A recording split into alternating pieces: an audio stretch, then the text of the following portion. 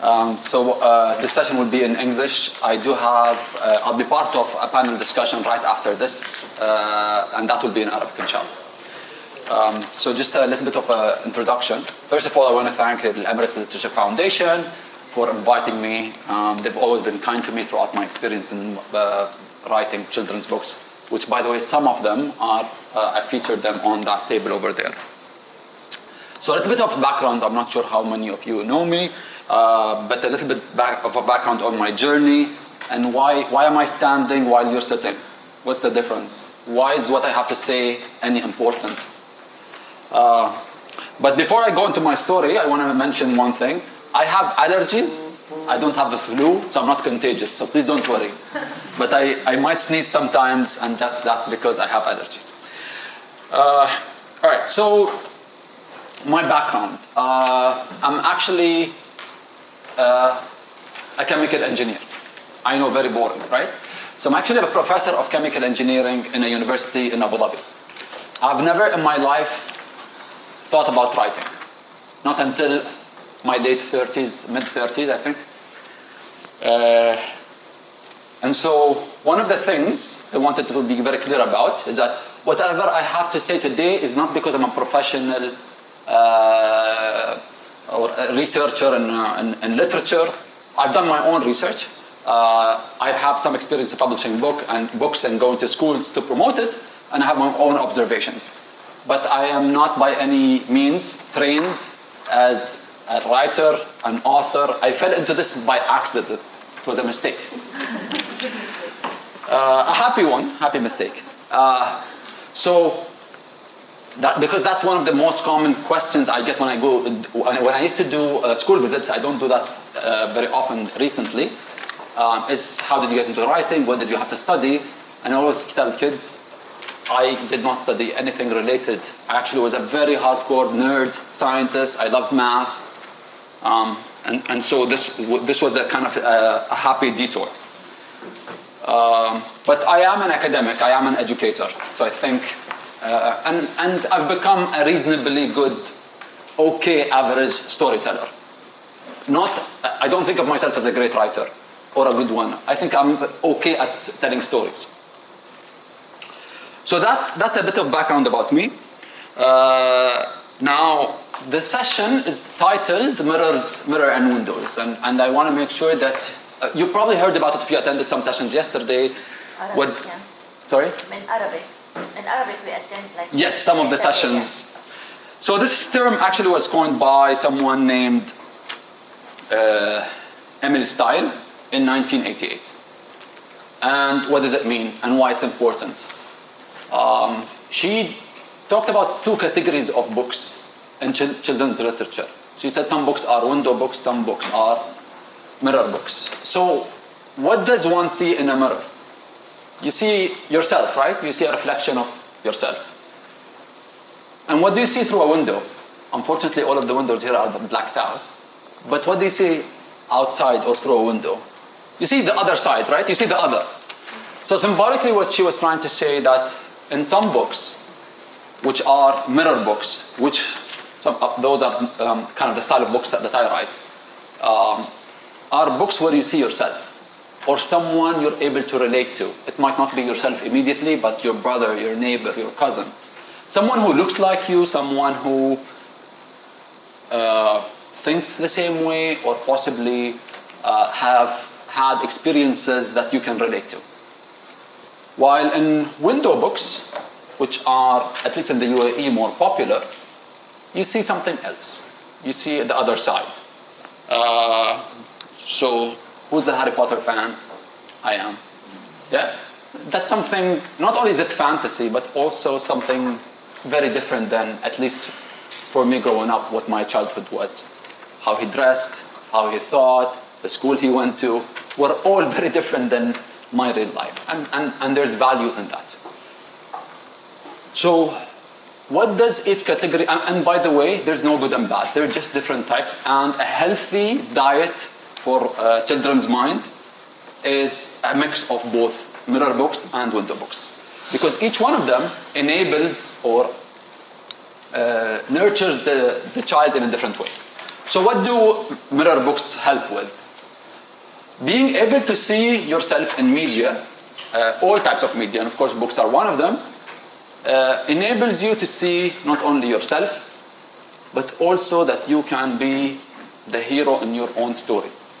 And I'll give a few examples about that later in my discussion. When I went to schools, the first year I published these books was 2016, 2017, some of them at least, the first group of them. And I went to many schools, and I can tell you some data on that a little bit later in my talk today. So mirror books help you define or help you see yourself, your values. It helps validate for young children that you can be your own hero, that this is normal, who you are is important.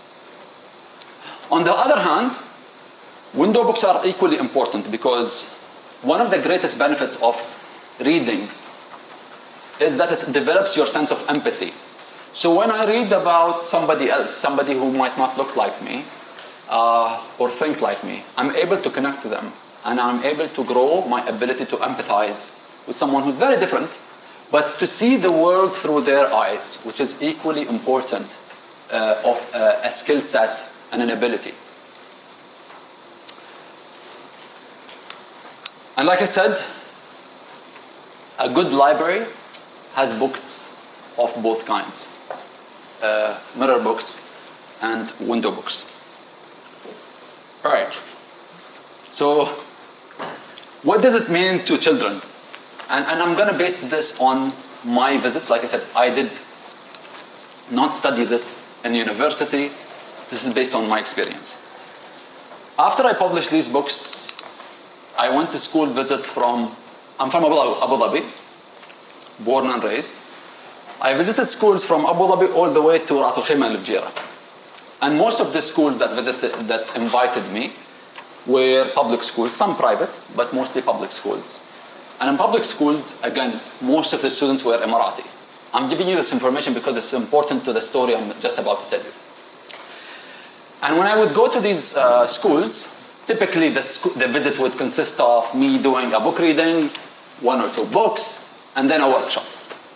So a workshop that I used to like to do with children is after I read one of the books to them, is to ask the students, and typically the grades, it varied from KG to grade 6 or 7, but the average age was grade 3 students, something like 9, 10 years old. That was the average, like the sweet spot of the majority of the schools that I visited. So think my audience, Emirati boys and girls, around 9, 10 years old. There were others, of course, expats, international students, but that was the majority. And I would ask them to, after the book reading, to draw a character. I would tell them, imagine that you are writing your own story and you want to draw or develop the hero character, the protagonist of that story. How would this character look like? And I would ask them questions like, what's their hair color? How tall are they? Especially for boys, do they have muscles or not? Things like that, just to help them as they were drawing their own characters. I kept asking them questions. And let me tell you what I found. And this I found almost in every single school that I visited from Abu Dhabi all the way to Al-Fujayra. Repeatedly. Most girls, more than 80% of the girls would draw the character, a female character, that has blonde hair. Nothing wrong with blonde hair, right? But when I asked them why did you draw a character, why is she blonde? Here's the problem. The answer, again, more than 80% of the time, is because she's more beautiful. This is a girl who is, again, about 9 years old, Emirati, and if you've lived in the UAE, most Emiratis have dark hair.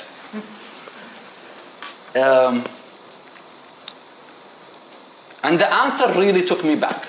And then every time, every school I visited, and then when I heard the same answer over and over again, I thought, this is worth looking into. Because what it told me is that by 9 years old, the girls in our society already had the definition and a standard of beauty. By 9. And in that standard, they're not as beautiful as a blonde girl. So by 9 years old, they are already established in their mind, they are less than a blonde girl in terms of looks. They're not as beautiful, which is really scary. And when we talk about self-esteem, I mean, we talk about national identity quite a bit, but when we talk about self-esteem, this doesn't get talked about enough. When I did the same exercise with boys, the answer was a little bit different, but just as shocking. So with boys, typically, 80% of them would draw somebody who's muscular, somebody who's flying. And I would ask them, like, tell me about this character. And again, repeatedly, I heard the same thing. Most of them told me that this character is American. So they didn't necessarily define that what they look like. I mean, verbally, they did draw somebody who's muscular. But when I asked them why is he American? Again, the answer repeatedly was because all superheroes are American.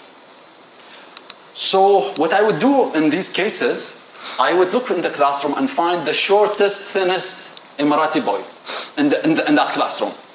And I would say, why can't he be the hero? And they would laugh. Hysterically, they would laugh. How can he be a hero? And then I would talk to them about it. I mean, he comes to school, I'm sure he does nice things, he helps you out. Why can't he be a hero? And I swear to you, I could see the light slowly coming, like the light bulb slowly coming on, like, well, maybe you have a point. Maybe you're right, maybe he can be a hero. He's okay. He's an all right guy. But it took some talking, it took some reinforcement. And so what I'm trying to tell you from all of my visits is that exposure to media, any type of media, books included, if someone does not see characters that look like them, they won't believe that they can be the hero in their story. They will always believe that the hero is someone else, the other. They will not feel that they are beautiful, they will not feel that they are cool, they are validated, unless they see that we tell them and they see through themselves that some of these stories we're telling include characters that empower who they are. And in fact, I'll tell you the biggest or the best compliment I ever gotten from a fan. She was probably second grader, I think. She came to me, and unfortunately I don't have that particular book with me here. But she said, I want this book. And I asked her, why did you choose this book? And I have something like 20 plus books. She said that book, the title of that book was Keep Trying Safe. And in the cover there is a boy that looks like this, playing Yola, yeah? Ayala Yola. And she said, because he looks exactly like my brother at home. That's why she got the book. To this day, that's the best compliment I've ever gotten from a fan. Because she was able to see that the character there looked like someone she knew, and that she was able to relate to that. All right. I will talk to you about a full circle moment that I experienced a few years later. A friend of mine who worked at the university, European, asked me, because she was traveling back home over the summer period, and asked me to recommend some books for her, I believe, nephews or family relatives. And I didn't think much of it besides that a colleague wanted to get some of my books. It's flattering, but I didn't really pay attention to what that meant. Until a few weeks later, she sent me a photo of this blonde kid holding this particular book with the backdrop of the Swiss Alps. And I understood something in that moment, that my mirror books are actually also can play the role of window books for somebody else. And that realization, although it's subtle, was very impactful for me. Because growing up here in the UAE, a lot of the content we consumed was exported to us. And for me to be able to do something very minor, where I'm exporting the Emirati culture to others, was really meaningful for me. And made this all the more worthwhile. Like, it was a bonus. I was always happy that my books were mirror books, that Emirati children were enjoying them, or international students here in the UAE at least enjoying them. But understanding that they could be helping somebody on the other side of the world understand what children in the UAE feel like, think like, that they can have fun, was really meaningful for me. I will end on one note, and then I'll open the floor for discussion. Oh, time. Okay, good. This session or the conference is reading for pleasure.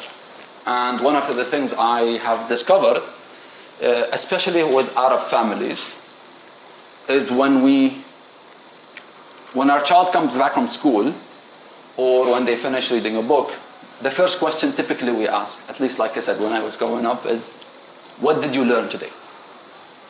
As opposed to, did you have fun today? Did you enjoy? And I think we did a disservice to our community by always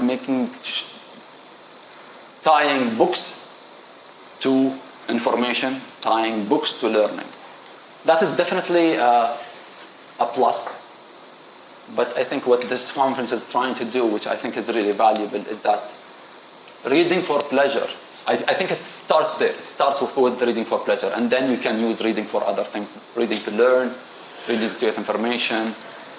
But reading for pleasure is a great escape, even for us as adults. So I want to end with this, and then I'm happy to take any questions, or if you want me to talk about my books, I can. I want this to be an open conversation. But I want to highlight the role of parents in achieving that. We talk a lot about schools should do this, schools should do that, teachers should not be doing this or should not be doing that.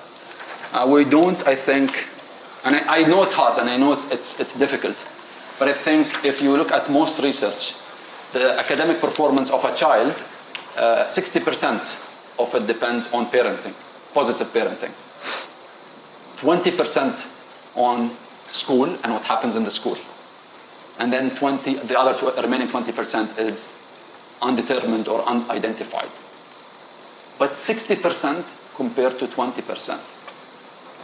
Positive parenting plays a major role. And that impacts also their children's ability, children's willingness to read. Because if they see that at home, that their parent is reading as well, or for that matter doing anything, if the parent exercises, works out, it is common that the son or daughter will also grow up to be somebody who is active. So reading is just the same way. So I'll end with that, and I'll open the floor for any questions, comments, and I want this to be an open dialogue. But don't ask me tough questions, please. Thank you. Thank you for listening.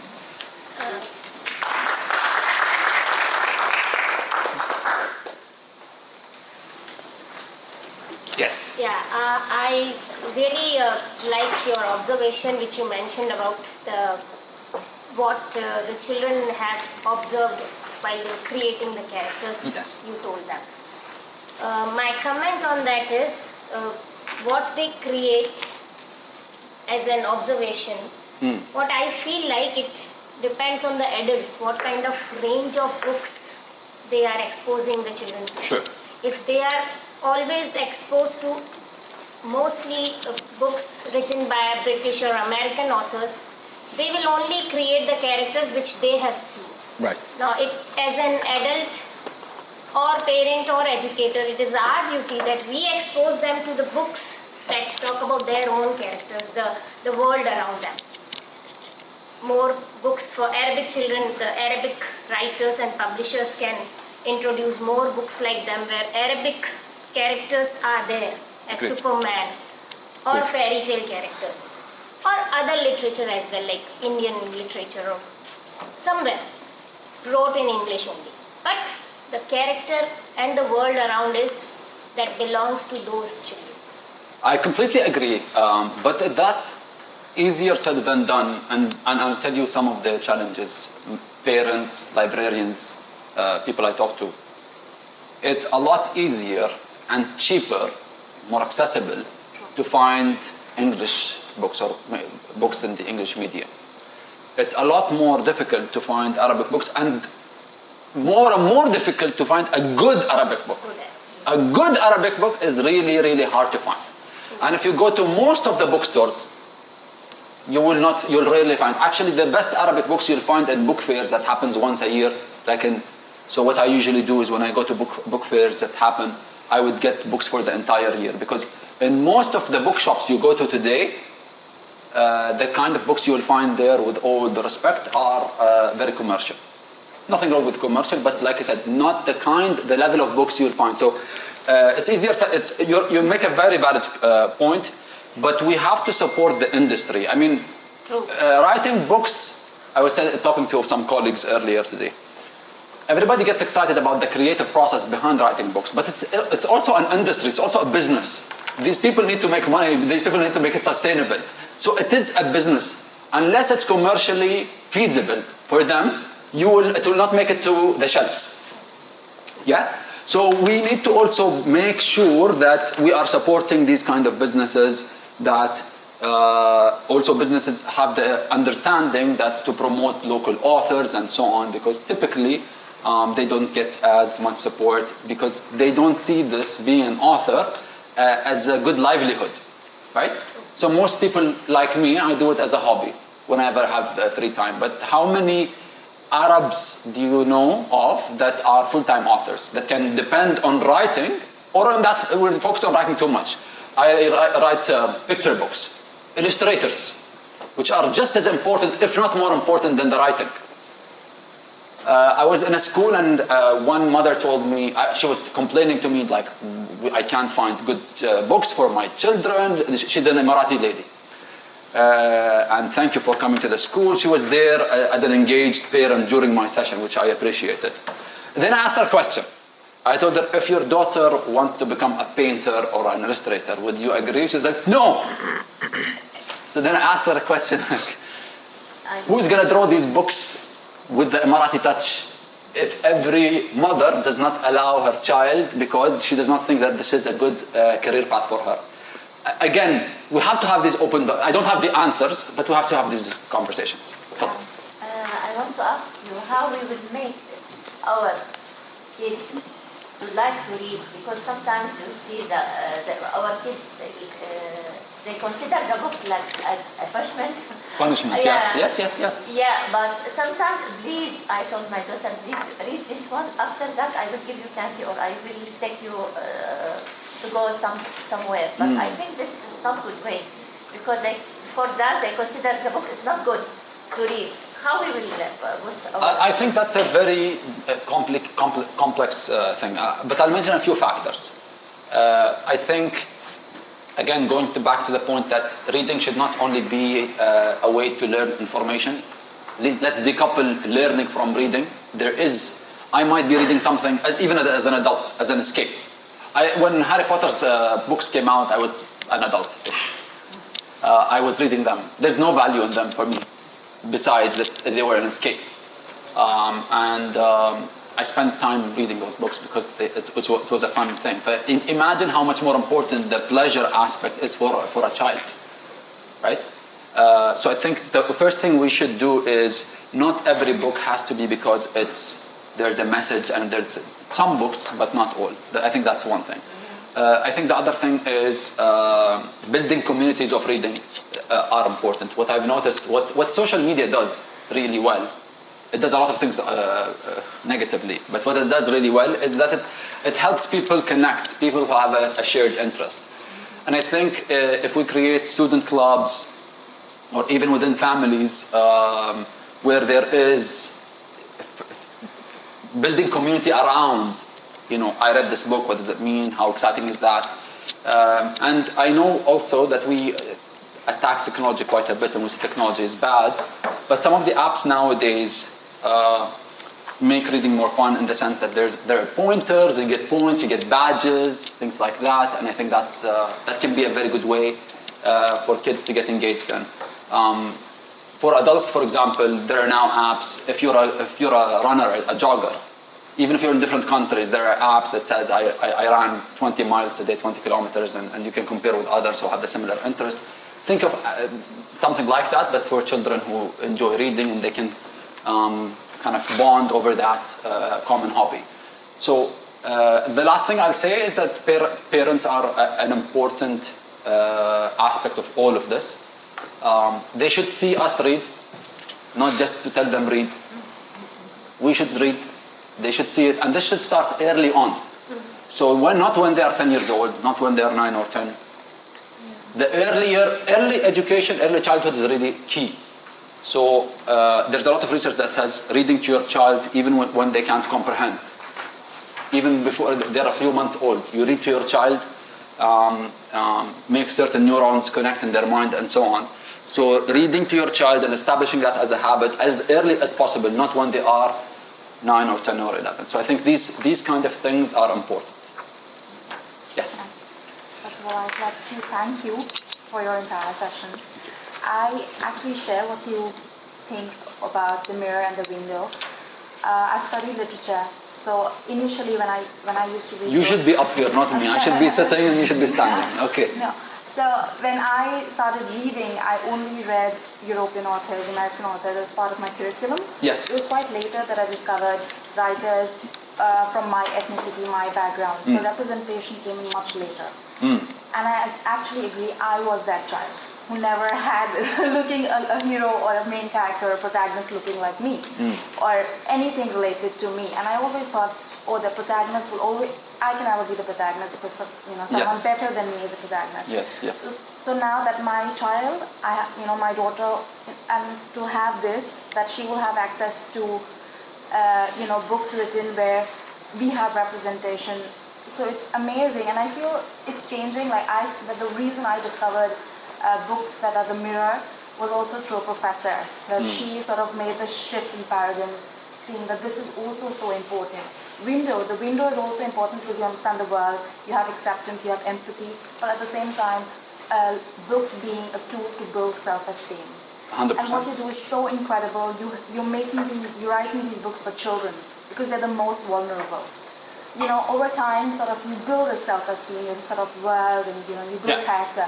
But younger children, they're so much more vulnerable 100%. to feeling, oh my God, I'm not good enough. My voice is not so important to be heard right now. Yes. And these books being a tool for self-esteem, to build self-esteem, to build representation is incredible. So I think this is amazing. Thank you. And I'm so glad I discovered you. Thank you so much. I agree with you, and that's why I mentioned illustration a bit a while ago. I think, to be honest, it's not fair. Authors get more attention than the illustrators. Actually, I would argue the illustrators should get a lot more credit. When I was starting to write, this was actually my first book that I published. This was kind of I wrote it actually as a poem. I didn't know I was writing a book. I wrote it as a poem. We had just lost some soldiers, Marat soldiers in a battle in Yemen. I was moved and I was thinking about their children, how to explain to them to the children how, why their fathers, their parents were lost and how much we appreciate it. And I wrote it as a poem, this book is written more like a conversation between a child and a son and a father about what patriotism means, what loving your country means. Anyways, so after that, everything kind of accidentally fell into place, because in the same time I ran into the illustrator, who I'm an engineering professor. I don't move in the same circles, so it was pure so I met this guy. Really good guy from Latin America, works in Dubai, but I think he has since moved. And he told me that he'd love to work with me to bring this poem alive, and we started working on this. And there was one particular scene in the story which I disagreed with him. And at one point I was like, I'm the author, these are my characters, I disagree with this. And then he had to sit me down and give me a lecture to explain to me how the creative process works. And he's like, yes, it's your words, but I read them, and I'm just as equal a partner in this creative, and this book is just as much mine as it is yours. From a creative perspective, I'm not talking about publishing rights now, from a creative perspective. And he's like, I want you to listen to why I drew it this way. And actually that was a very pivotal moment in how, like I said, because I was not trained as a writer, and this was my first experience, but it was very important to him to get the details right from how he understood the story. And I think that eventually we came up with a much better book because he stood up and kind of gave me a hard talking to. Don't do this again. Thank you. Any other questions, comments? I just want to add that, having a story is one thing, and having wonderful words in it is one thing, but you're right, the illustration is what grabs the child's attention. Yes. The new generation is all about visuals and what they see. And if the illustration doesn't grab their attention, then the book will definitely not continue to grab their attention past the 1 second that they pass by the book in a bookshop. Yeah. And I can tell you there are things, since I dabbled a little bit with comic books, which is very different. Yeah, I didn't print them. It was during COVID, and I published them online, my attempts at comic books. And that was a crazy experience in the sense that not everything even was mentioned on the page. A lot of things, because I tend to write too much for a comic, and I had a brilliant artist who was working with me, and was like, no, we remove this sentence, we remove that sentence. Like, but how are we going to convey the message, the story? He's like, that's all through the images. Yeah. So he worked with me again. He educated me about what makes it, what words actually land on the page, and what things are conveyed through the art, through the illustrations, and the marriage between the two. It was truly insightful and incredible. Like I learned a lot about the process from that. And going back to your question about reading for pleasure, I think reading for pleasure is you're stimulating also, like you said, visuals, not just. One of the challenges I mentioned earlier about Arabic books in particular is that we don't have, there are, but much fewer than in English, books that are not only illustrations are great, but also the type of paper we use. Like I try to, in my books, to use glossy paper. It's more expensive, but I think it gives a more meaningful experience when the child turns the pages, the kind of colors. And so this attention to the final product, right? It's not just the writing. The attention, and it's not even only the illustration. It's also the actual printing, the kind of paper, the cover, all of these things. The choice of the title of the book, all of these things play a major role in making a product that will be attractive and maintains the attention span of a child. True, that's actually, thank you so much for the session. It was very insightful, and the data you shared, that's alarming also, but inshallah it will, by reading these books, it will get changed. Sure. The perspective of the kids and their heroes in their mind will definitely get changed. The experience, the age you are saying, we should target during the early ages to develop that habit. And the way you are presenting, mashallah, books, that's give them the experience to get in touch with the book. Like the experience they will get, it will make the habit, and Yes. later they can use, like at this stage, they are using these books to read for the pleasure. Yes. But once they will develop the habit of reading, they can read for the information and for their learning. Absolutely. Definitely. Yes. So, incredible work. I would Thank you, say. thank you. I just want to add something, because again I had a discussion with some colleagues earlier. I told you that I'm an engineer, and we always say in engineering, mathematics is the language, math is the language of engineering, yeah? And I think of kind of how, because in engineering at least, you do math, then you do problem solving, then you do some engineering, then you do design thinking comes at the top of that pyramid of how one skill helps you do better than the next and so on. With reading, what I found is I was not able to write until I read. So writing comes after reading. Actually, you should read 3-4 times at least more than you write. So reading impacts how you write, and writing impacts how you communicate, and then how you communicate also impacts, which I think is really important nowadays, critical thinking. I'll tell you why. So we are afraid of ChatGPT and all of this. I love ChatGPT. I'm not afraid of it. Most people tell me it's horrible. I love it. I think it's the future. But what I think what we're afraid of is misinformation. But I don't think, in the Ottoman Empire, I'm fascinated with history. They banned print. Like, you can't print because they were afraid of, they were going to give bad things about Islam, about politics, about how we're ruling the land, all of these things. You know what that did? That set the countries under the Ottoman Empire by hundreds of years. It took hundreds of years after that decision, one decision, which is when the printing presses were taking all over Europe. It set the countries ruled by the Ottoman Empire by decades. I think we're having the same moment now with AI.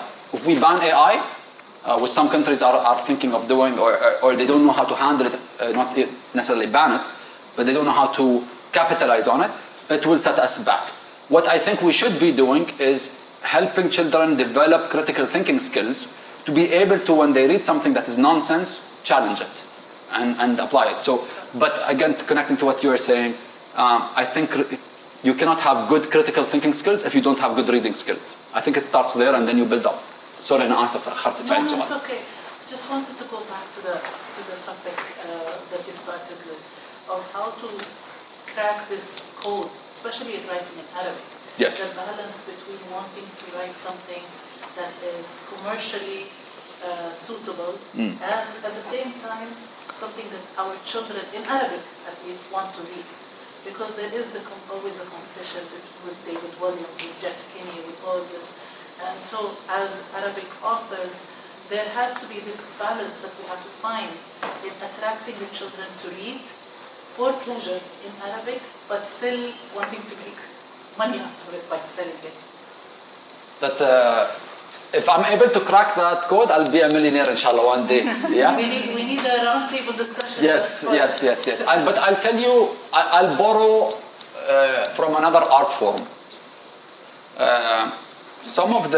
I'll use the music industry, and I understand it's not the same.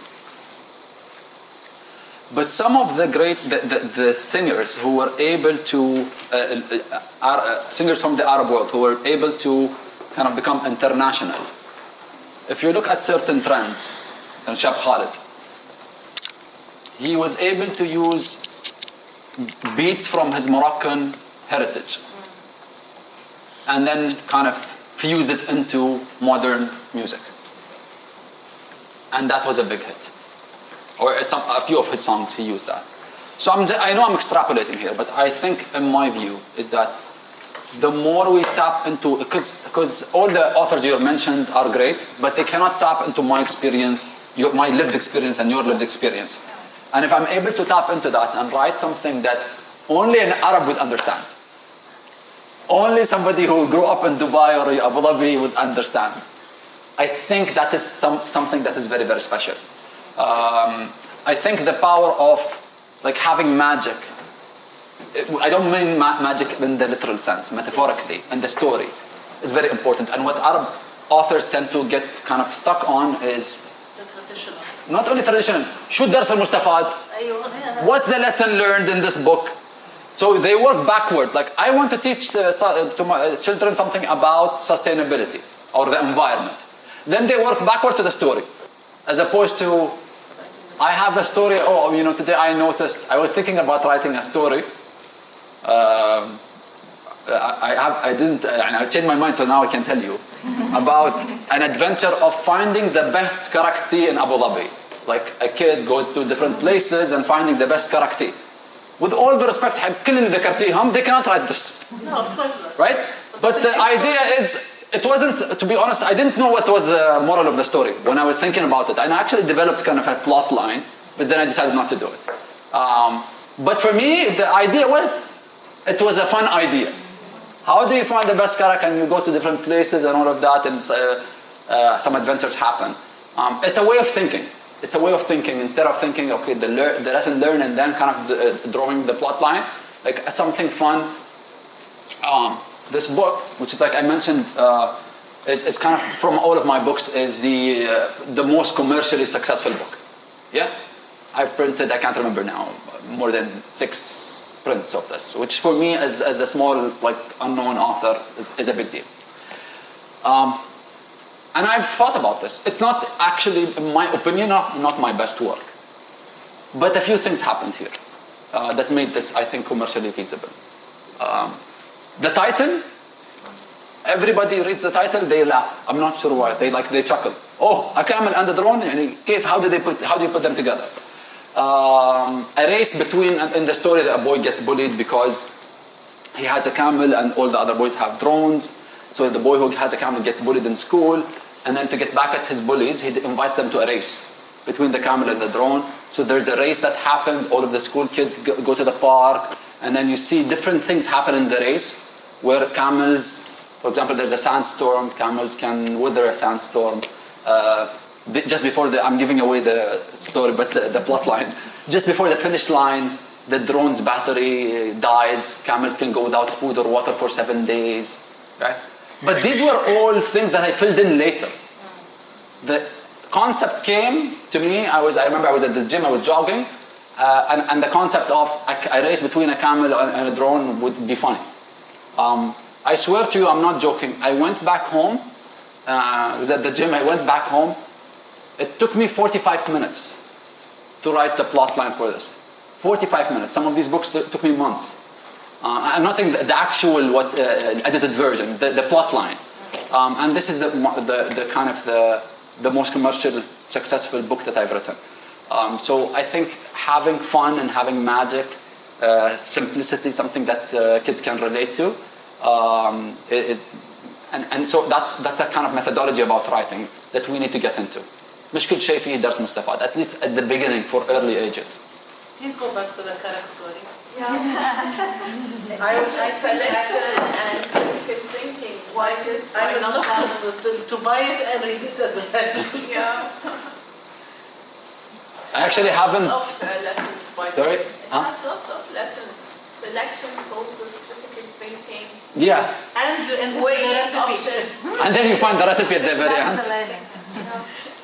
I mean, it's finding these simple ideas, everyday things, and tapping into that, which I think is kind of the biggest game changer. Most of the books we grew up with, if you look at the ideas, are very, very, very simple. But it's how well they're executed. I'll again borrow from the music industry. I'm not sure why today it's coming up. So growing up, everyone was telling me, Fairuz this, Fairuz that. I didn't grow up listening to Fairuz, but everybody around me, like, she's the greatest singer ever. I had drawn in my mind an image of what her catalog, her music catalog was. And I'm not joking, only when I was an adult did I start listening to Fairuz. And I was shocked. معظم أغانيها على طلعنا الجبل مدري شو على الزيتون وينك وين من زمان شفناك. يعني the lyrics in her songs are so simple, so colloquial, so like it's almost a conversation you would have with your grandmother. But she's considered today, her music is like every radio channel here in the UAE in the morning, the first 2 hours is Fairuz. So it's again tapping into that simplicity, tapping into something authentic that people can relate to. Any other questions, comments? All right, I want to thank you for being a terrific audience. Thank you.